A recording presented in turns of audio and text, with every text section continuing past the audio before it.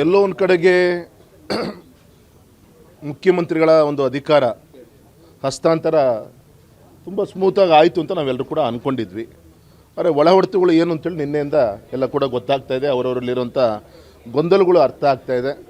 ಜನ 3 ವರ್ಷದಿಂದ ಈಗ ಆಲ್ರೆಡಿ ಬೇಸತ್ತು ಹೋಗಿದ್ದಾರೆ. ಇನ್ನಾದರೂ ಕೂಡ ಒಂದು ನಿಟ್ಟುಸಿರನ್ನು ಬಿಡುವಂಥ ಒಂದು ಆಗ್ಬೋದು ಅನ್ನೋಂಥ ಒಂದು ವಾತಾವರಣ ಏನು ಸೃಷ್ಟಿಯಾಗಿತ್ತು ಅದು ಕೂಡ ಸುಳ್ಳಾಗುವಂಥ ಎಲ್ಲ ಲಕ್ಷಣಗಳು ಕೂಡ ಏನು ನಿನ್ನೆ ರಾಮಲಿಂಗಾರೆಡ್ಡಿ ಅವರು ಹಿರಿಯರಂಥ ಮುನಿಯಪ್ಪನವ್ರು ಕೊಟ್ಟಂಥ ಹೇಳಿಕೆ ಈ ಥರ ನೋಡ್ತಾ ಇದ್ದೀವಿ. ಇನ್ನೂ ಕೂಡ ನಾವು ಆಶಾದಾಯಕವಾಗಿದ್ದೀವಿ. ಜನರಿಗೆ ಒಂದು ವಿಶ್ವಾಸ ಬರುವಂಥ ಒಂದು ಆಡಳಿತವನ್ನು ಕೊಡ್ಬೋದು ಅಂತೇಳಿ ಈಗ ತಾನೇ ನೂತನ ಮುಖ್ಯಮಂತ್ರಿಗಳು ಡಿ.ಕೆ. ಶಿವಕುಮಾರ್ ಅವರು ಪ್ರಮಾಣವಚನ ತೆಗೆದುಕೊಂಡಿದ್ದಾರೆ. ನಾವು ಹೀಗೆ ಟೀಕೆ ಮಾಡಲಿಕ್ಕೆ ನಾವೇನು ಇಷ್ಟಪಡಲ್ಲ.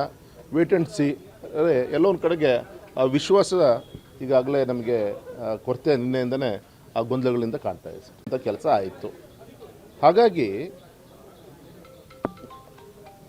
VGFನ್ನು MB ಪಾಟೀಲ್ ಸಾಹೇಬ್ರನ್ನ ರಿಕ್ವೆಸ್ಟ್ ಮಾಡಿಕೊಂಡೆ ಆಗಲಿಲ್ಲ. ಈಗ ನಮ್ಮನ್ನು ಉಡಾನ್ ಅಂಡರ್ನಲ್ಲಿ ಕನ್ಸಿಡರ್ ಮಾಡಿ ಬೆಂಗಳೂರು ಶಿವಮೊಗ್ಗ ರೂಟನ್ನು ಅಂಥೇಳಿ ಲೆಟ್ರ್ ಕಳಿಸ್ಕೊಟ್ಟಿದ್ದಾರೆ. ಸೊ ಅದನ್ನು ಇವ್ರು ಮಾಡಲಿಲ್ಲ ಅಂದರೂ ಆಟೋಮೆಟಿಕ್ ಆಗ್ತಾಯಿತ್ತು. ಆಗಲಿ, ನಾನು ಫಾಲೋಅಪ್ ಮಾಡ್ತೀನಿ ಅದನ್ನು.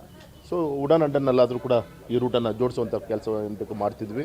ಅದು ನಿಮ್ಗೆ ಗೊತ್ತಿರಲಿ, ಮೊನ್ನೆ ಗುಲ್ಬರ್ಗ ಬೀದರ್ ಏರ್ಪೋರ್ಟ್ ರೀಸ್ಟಾರ್ಟ್ ಆಗಿದೆ. ಫ್ಲೈಟ್ಸ್ಗಳು 20-25 ಕೋಟಿ ಸಬ್ಸಿಡಿಯನ್ನು ಕೊಟ್ಟಿದ್ದಾರೆ. ಅದೇ ರೀತಿ ನಮಗೂ ಕೊಡಪ್ಪ ಅಂತ ಕೇಳಿದ್ವಿ. ಹೇಗೆ ಶಿವಮೊಗ್ಗಕ್ಕೆ ಮಲ್ತಾಯಿ ದೋಣೆನೋ ನಂಗೆ ಗೊತ್ತಾಗಲಿಲ್ಲ. ನಾನು ಉಡಾನ್ ಅಂಡರ್ನಲ್ಲೇ ಮಾಡಿಸೋ ಪ್ರಯತ್ನ ಏನು ಬೇಕು ನಾನು ಗಮನ ಕೊಡ್ತೀನಿ. 100ಕ್ಕೆ 100 ಆಗುತ್ತೆ. ಶುರು ಮಾಡಿಸ್ತೀನಿ ಆದಷ್ಟು ಬೇಕು. ಎಸ್, ಈಗ ರಾಜ್ಯ ಸರ್ಕಾರ ತನ್ನ ಮೈ ಮೇಲೆ ಹಾಕ್ಕೊಂಡಿಲ್ಲ. ಇರೋದನ್ನು ಕಿತ್ಕೊಂಡು ಏನು ಹಿಂದೆ ನಮಗೆ ಸಬ್ಸಿಡಿಯನ್ನು ಏನು ಕೊಟ್ಟಿದ್ದರು ಅದನ್ನು ನಿಲ್ಲಿಸುವಂಥ ಕೆಲಸ ಮಾಡಿದ್ರು. ಮತ್ತು ಕೇಂದ್ರಕ್ಕೆ ತಳ್ಳುವಂಥ ಕೆಲಸ ಇವರು ಮಾಡಿದ್ದಾರೆ. ಹಾಗಾಗಿ ಕೇಂದ್ರದಿಂದ ಏನು ಗಮನಿಸಬೇಕು, ಈ ಉಡಾನ್ ಅಂಡರ್ನಲ್ಲಿ ಇದನ್ನು ಕನ್ಸಿಡರ್ ಮಾಡಲಿಕ್ಕೆ ಏನು ಬೇಕು ಅದು ಗಮನವನ್ನು ಕೊಡ್ತೀವಿ.